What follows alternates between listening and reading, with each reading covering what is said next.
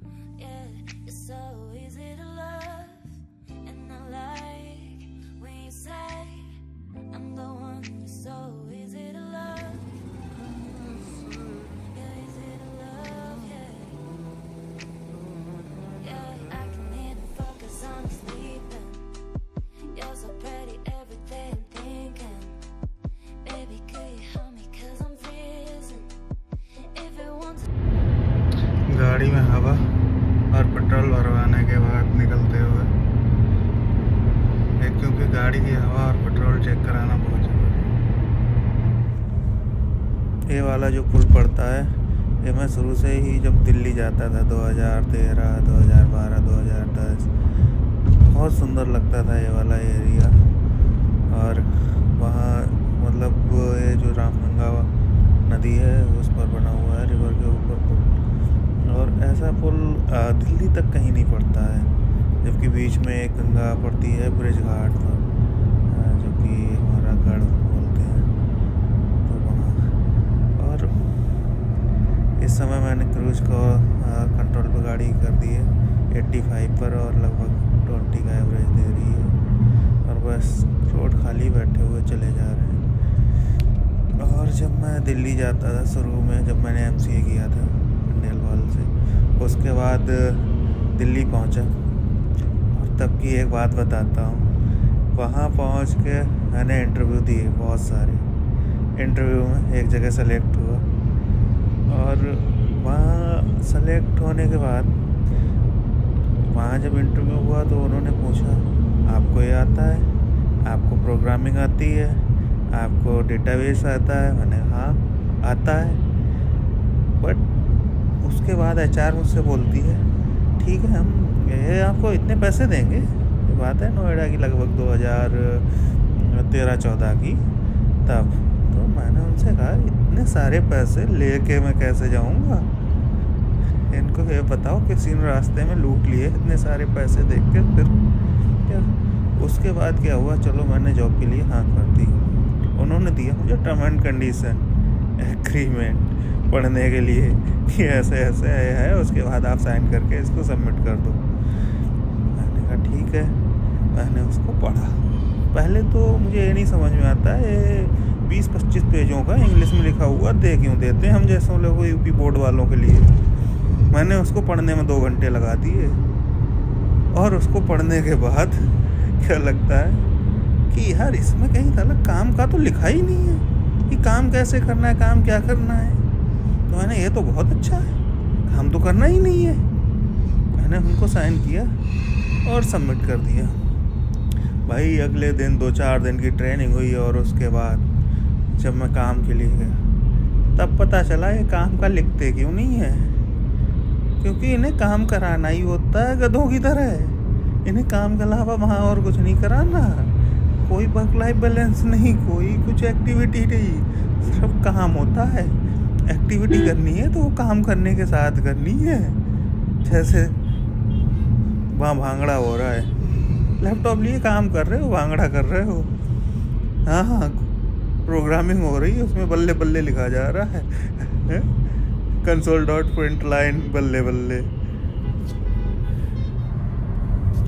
ऊपर से मेरा बॉस, जब मैं मिला अपने बॉस से, बोलता है, Arun work hard party harder.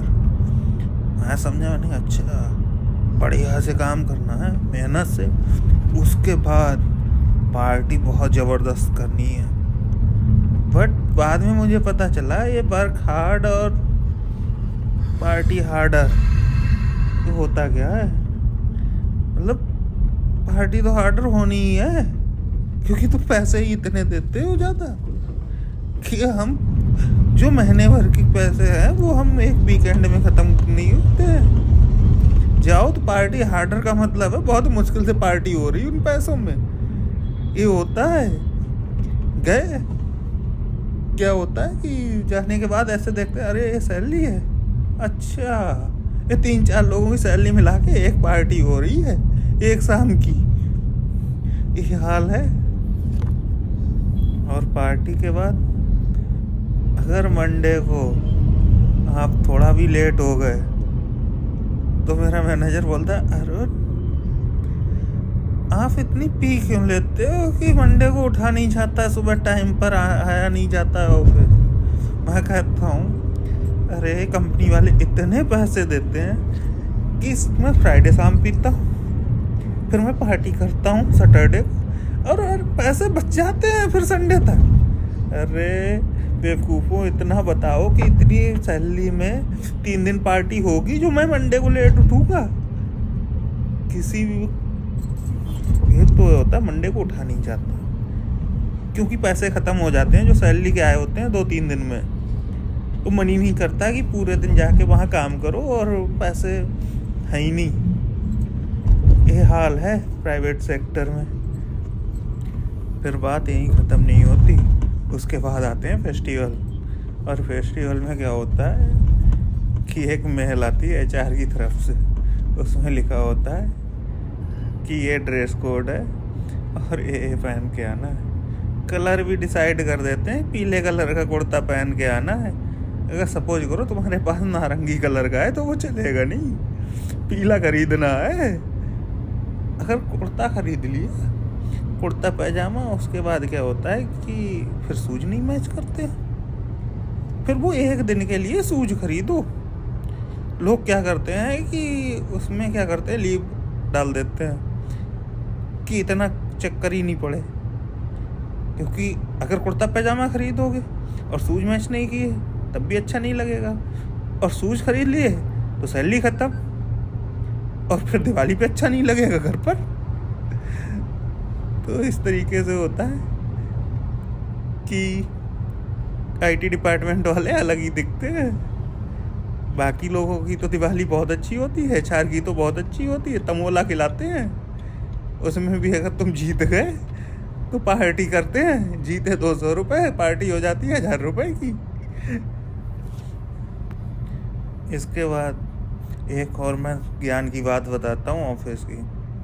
कभी उन लोगों से लंच पे उन लोगों के साथ ना जाओ जो थोड़ा खाते हो या जो आपसे बहुत कम खाते हो, क्योंकि मैं गांव से, मेरी डाइट बहुत अच्छी, मैं खाता हूँ 4-5 रोटियाँ ऊपर से चावल। मेरे दोस्त बन गए कुछ शहर के, कुछ में कुछ लड़कियाँ थीं कुछ लड़के, उनके साथ मैं जाता था शुरू में लंच करने, सब जाते थे साथ में बहुत अच्छे से।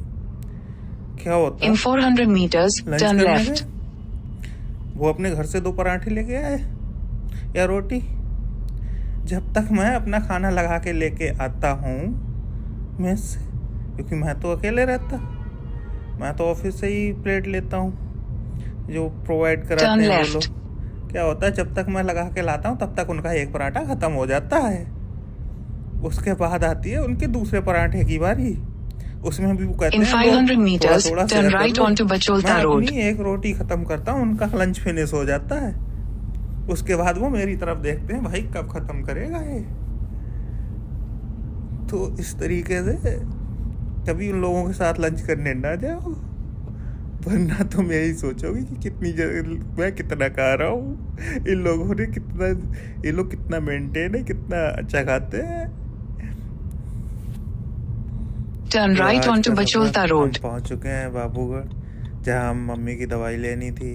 जो डॉक्टर हैं वहाँ के देविंदर सिंह मन्नू, एक फिजियो टाइप के हैं, दर्द और बाकी और दवाइयाँ देते हैं, जैसे हड्डी की या स्लिप डिस्क वगैरह हो गई, इस तरीके की दवाइयाँ देते हैं।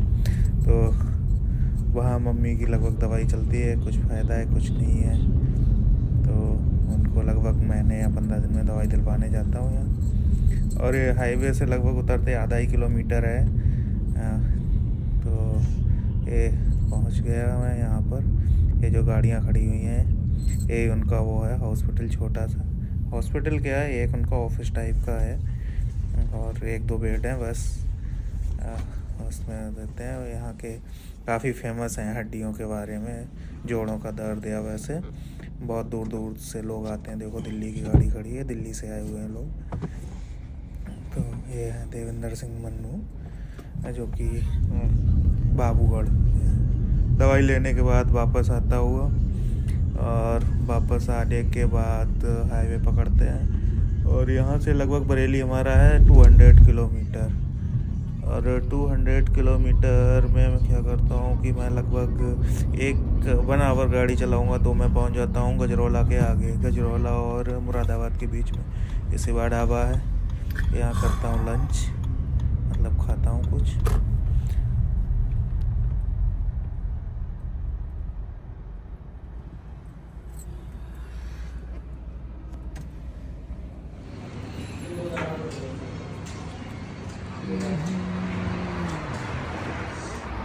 अभी खाना खाने के बाद इनको करते हैं बाय।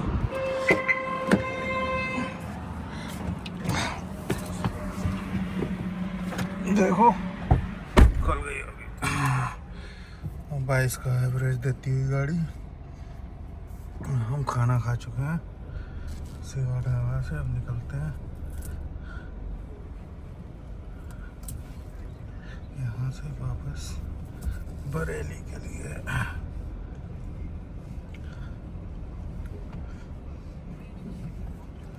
एवरेज अच्छा दिया है आज 22 का, तो जहाँ तक है कुछ पैसे बचे हैं।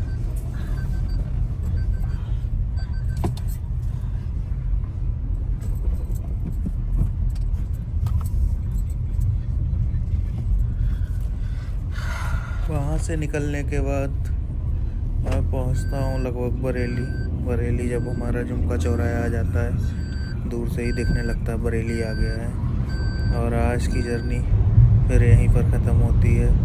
इस झुमका चौराहे से मैं बाईपास लेके अपने घर आ जाता हूँ, क्योंकि अंदर से आऊँगा तो पूरा ट्रैफिक होता है। बाईपास ले लो और BDA होते हुए अपने इधर आ जाओ, रामनगर कॉलोनी होते हुए अपने घर।